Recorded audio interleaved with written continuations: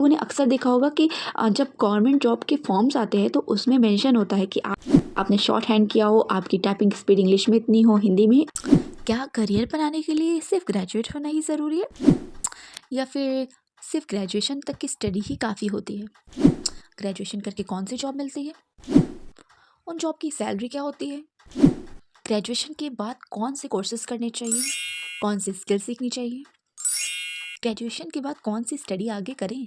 तो आज मैं आप लोगों के लिए इसी क्वेश्चन से रिलेटेड आंसर लेकर आई हूँ। यानी आज हम इसी टॉपिक से रिलेटेड बात करेंगे। जैसे कि आप लोग को थंबनेल से पता चल ही गया होगा कि आज का हमारा टॉपिक क्या है। तो ज़्यादा देर ना करते हुए आज की वीडियो को स्टार्ट करते हैं।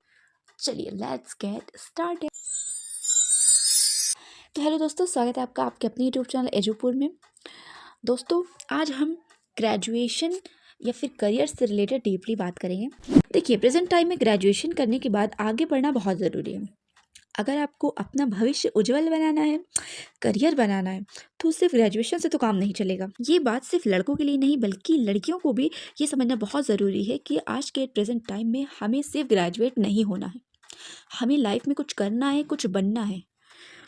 तो देखिए दोस्तों, ग्रेजुएशन करना एक महत्वपूर्ण कदम है, लेकिन आगे की पढ़ाई और करियर में भी और कदम आगे उठाने पड़ते हैं। ग्रेजुएशन आपको सिर्फ फाउंडेशनल नॉलेज देती है, लेकिन आपको करियर में आगे बढ़ने के लिए प्रैक्टिकल एक्सपीरियंस, सर्टिफिकेशंस और स्किल्स भी होना बहुत ज़रूरी है। ग्रेजुएशन के बाद आपको अपना इंटरेस्ट और करियर गोल के हिसाब से फर्दर स्टडीज़ या फिर प्रोफेशनल एक्सपीरियंस गेन करने का भी मौका मिलता है। यदि बात करें कि करियर बनाने के लिए किस फील्ड में जाना बेहतर होगा, तो उस हिसाब से आपको सबसे पहले ये तय करना होगा कि आपका इंटरेस्ट किस चीज़ में है। क्योंकि जब आपका ग्रेजुएशन कंप्लीट होता है तो आप निरुद्देश्य नहीं हो सकते। यानी आपको अपना एक एम, एक गोल बनाना है कि ग्रेजुएट होने के बाद मुझे ये करना है।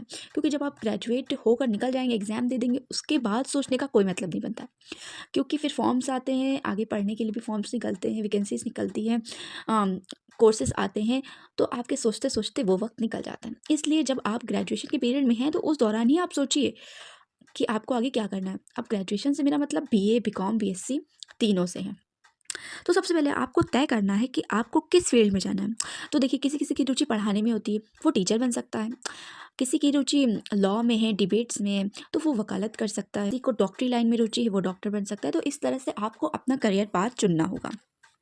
तो अब यदि एक्चुअल कोर्स की बात करें तो टीचर बनने के लिए आपको बहुत से ऑप्शंस मिल जाते हैं। मैंने अपनी कई वीडियोस में बताए हैं, जैसे कि बीएड यानी बैचलर ऑफ एजुकेशन। तो बीएड एक कॉमन पाथ है टीचर बनने के लिए, जिसे आप कर सकते हैं। तो बीएड 2 साल का कोर्स होता है। ये कोर्स टीचिंग स्किल्स और पेडागोगी में स्पेशलाइज्ड नॉलेज प्रोवाइड करता है, ताकि आप एलिमेंट्री और सेकेंडरी लेवल की एजुकेशन में टीचिंग कर सकें। एलिमेंट्री मतलब प्राथमिक, सेकेंडरी मतलब माध्यमिक स्तर पर टीचिंग प्रोवाइड कर सकें, सेकेंडरी और मतलब एलिमेंट्री स्कूलों में टीचिंग दे सके। तो इस तरह की आपको स्किल्स बीएड में प्रोवाइड की जाती है।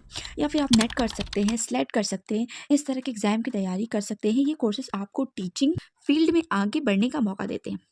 यदि नेट की बात करें तो नेट की फुल फॉर्म है नेशनल एलिजिबिलिटी टेस्ट। नेट एक नेशनल लेवल का एग्ज़ाम होता है जो इंडिया में हायर एजुकेशन में टीचिंग के लिए क्वालिफिकेशन टेस्ट करता है। ये एग्ज़ाम यूनिवर्सिटी ग्रांट कमीशन और एनटीए के द्वारा कंडक्ट कराया जाता है। नेट क्लियर करने से आप कॉलेज और यूनिवर्सिटी में असिस्टेंट प्रोफेसर के रूप में अप्लाई कर सकते हैं। यदि स्लेट की बात करें तो SLET state level eligibility test होता है। नेट नेशनल लेवल पे होता है और स्लेट स्टेट लेवल पे होता है। नेट करके आप ऑल ओवर इंडिया में नेशनल लेवल पे टीचिंग के लिए अप्लाई कर सकते हैं। स्लेट करके आप सिर्फ अपने स्टेट में जहाँ पे आप एलिजिबल हुए वहाँ पर टीचिंग के लिए अप्लाई कर सकते हैं। तो स्लेट एक ऐसा एग्जाम है जो स्टेट की यूनिवर्सिटी और कॉलेज में असिस्टेंट प्रोफेसर बनने के लिए कंडक्ट किया जाता है। ये एग्जाम कैंडिडेट्स की टीचिंग स्किल्स और नॉलेज को एवेलुएट करता है। इसके अतिरिक्त अगर आप ग्रेजुएशन करके वकील बनना चाहते हैं तो आप बीए के बाद लॉ स्कूल में एडमिशन लेकर एलएलबी यानी बैचलर ऑफ लॉज कर सकते हैं। ये 3 इयर्स का अंडर ग्रेजुएट प्रोग्राम होता है। आपको लॉ की स्टडी और लीगल फील्ड की फंडामेंटल कॉन्सेप्ट सिखाए जाते हैं।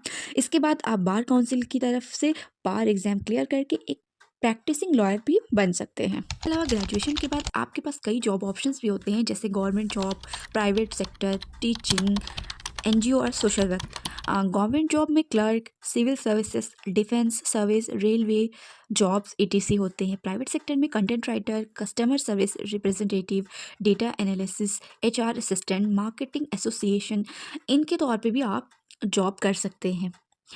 इनकी सैलरीज भी काफ़ी अच्छी होती है और प्राइवेट कंपनियां या प्राइवेट इंस्टीट्यूशंस वगैरह समय समय पर अपने यहाँ पोस्ट के जो फॉर्म्स वगैरह है वो निकालते रहते हैं, तो आप वहाँ भी अप्लाई कर सकते हैं। टीचिंग की यदि बात करें तो आप प्राइमरी लेवल पर टीचिंग पोजीशन पे भी आ सकते हैं, यानी किसी छोटे मोटे प्राइवेट स्कूल में भी पढ़ा सकते हैं। एनजीओज एंड सोशल वर्क की यदि बात करें तो कम्युनिटी आउटसर्च प्रोग्राम कोऑर्डिनेटर, इस सब की जॉब भी आपको मिल सकती है।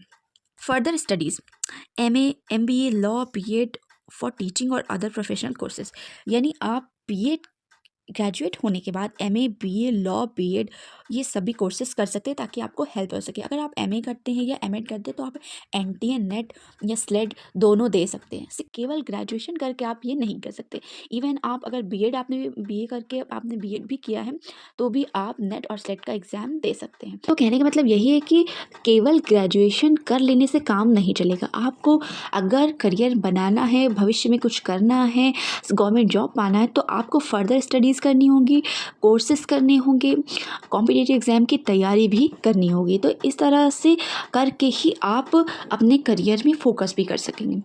तो सबसे पहले करियर बनाने के लिए तो सबसे पहले आपको ये तय करना है कि आप किस फील्ड में जाना चाहते हैं। अगर आप ग्रेजुएशन कर लेने के बाद ये तय करेंगे तो आप आगे कुछ नहीं कर सकते। क्यों? इसके लिए आपको ग्रेजुएशन के पीरियड में ये सोच लेना है कि आपको क्या करना है, क्योंकि अलग अलग व्यक्ति की अलग अलग रुचि होती है। तो आप अपनी रुचि के अकॉर्डिंग पहले आप सबसे पहले तो अपनी रुचि को समझिए कि आपकी रुचि किस चीज़ में है। रुचि समझ लेंगे तो फिर आपको आगे फील्ड चुनना इतना मुश्किल नहीं होगा। और जब आपको अपनी रुचि पता है, फील्ड पता है, तो फिर धीरे धीरे एक एक करके आपको अपने मंजिल भी मिल जाएगी। तो ये सारे ऑप्शंस आपको BA के बाद करियर में मदद कर सकते हैं। इसके अलावा ग्रेजुएशन के बाद कुछ कंप्यूटर कोर्सेज भी होते हैं जो आपको गवर्नमेंट जॉब में हेल्प कर सकते हैं। तो उन्हें अक्सर देखा होगा कि जब गवर्नमेंट जॉब के फॉर्म्स आते हैं तो उसमें मेंशन होता है कि आपका ये डिप्लोमा हुआ हो, आपने शॉर्ट हैंड किया हो, आपकी टाइपिंग स्पीड इंग्लिश में इतनी हो, हिंदी में उतनी हो।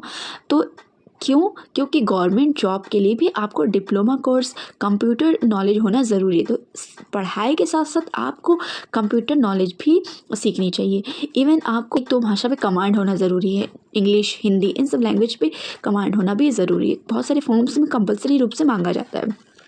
तो कहने का मतलब यही है कि आप स्टडी करें, ग्रेजुएशन के साथ साथ आप आगे फर्दर स्टडीज़ भी करें और उसके साथ साथ आप डिप्लोमा कोर्स भी करें।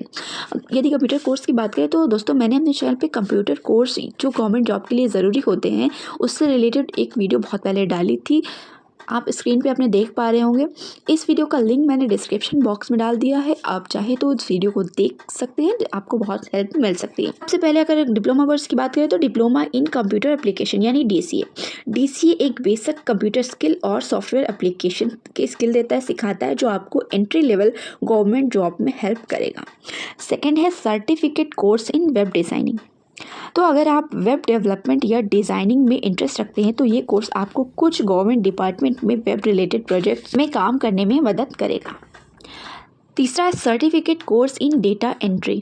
तो डाटा एंट्री और मैनेजमेंट स्किल्स सिखाने वाला ये कोर्स आपको क्लर्क या फिर डाटा एंट्री ऑपरेटर की जॉब के लिए प्रिपेयर कर सकता है। लास्ट है प्रोग्रामिंग लैंग्वेज। तो अगर आपको प्रोग्रामिंग की नॉलेज है तो लैंग्वेजेस जैसे कि पाइथन, जावा सिखाना भी बेनिफिशियल हो सकता है। IT पोजीशन के लिए ये कोर्सेज आपको बेसिक टेक्निकल स्किल और नॉलेज प्रोवाइड करता है जो गवर्नमेंट में एंट्री के लिए यूज़फुल हो सकता है। लास्ट में मैं यही कहूँगी कि करियर बनाना बहुत ज़रूरी है आज के टाइम पे। महंगाई का दौर है, प्लस कंपटीशन का दौर है। इस दौर में आपका यूज़लेस होना, केवल ग्रेजुएट होकर घर बैठ जाना सही नहीं है। इकोनॉमिकल कंडीशन या कोई और प्रॉब्लम हो तो और बात है, लेकिन अगर आप कर सकते हैं, अगर आपको उतनी सहूलियत मिल रही है, फैमिली का सपोर्ट मिल रहा है, तो आपको आगे ज़रूर करना चाहिए। और अगर आप करना चाहते हैं तो आपको गाइडेंस की ज़रूरत है। तो इसके लिए सबसे पहले आप अपना उद्देश्य चुनिए कि आपको करना क्या है। जब आप उद्देश्य चुन लेंगे तो आप अपनी फील्ड भी तय कर लेंगे। आशा करती हूँ आपको आज की मेरी वीडियो का कॉन्सेप्ट अच्छा लगा हो। नेक्स्ट वीडियो किस कॉन्सेप्ट पे, किस टॉपिक पे चाहिए, आप कमेंट करके बता सकते हैं।